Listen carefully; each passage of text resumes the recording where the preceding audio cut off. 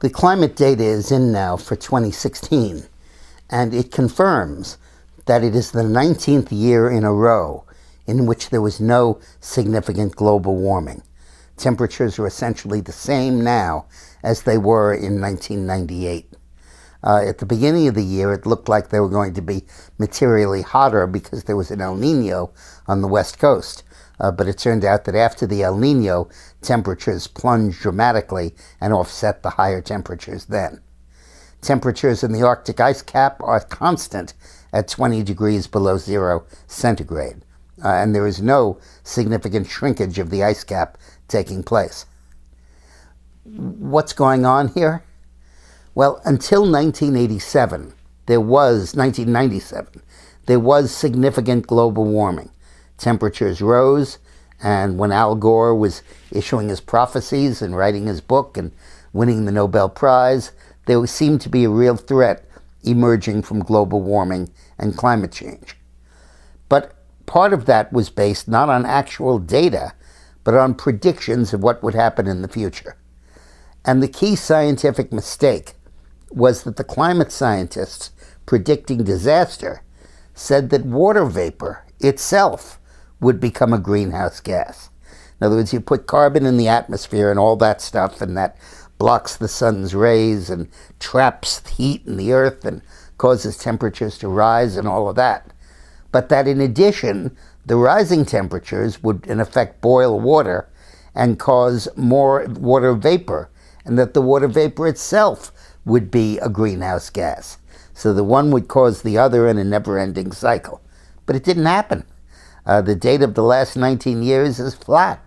It didn't happen. It was theoretically conceivable, and it certainly makes a certain amount of sense, but it didn't happen.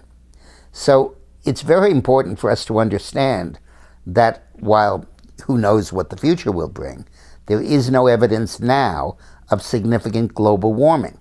And how many times the administration under Obama kept repeating that those who deny it are anti-science or climate change deniers and so on is absolute nonsense.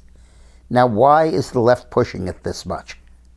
Because they want an excuse to regulate industry throughout the world.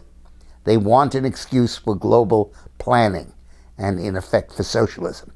Friedrich Hayek, in The Road to Serfdom, one of the Bibles of the conservative movement, describes how the forces of socialism and internationalism will try to exploit crises that can only be addressed on a global level, and that will foster the erosion of national sovereignty and move toward one world, which the socialists want.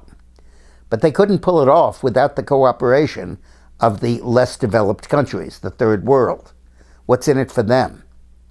One of the core demands of the climate change advocates, the Greens, is that a massive fund be created to compensate third world countries for the fact that they can't have the same development trajectory the first and second world did because of constraints on carbon emissions, and because they can't pollute the atmosphere like the US and Europe and Russia did as they were coming up industrially.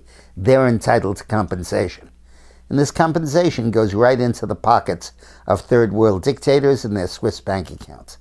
Hillary pledged to contribute $100 billion to the fund. Trump thankfully killed that in one of his first acts as president. But that's what's behind it, and that's the motivation.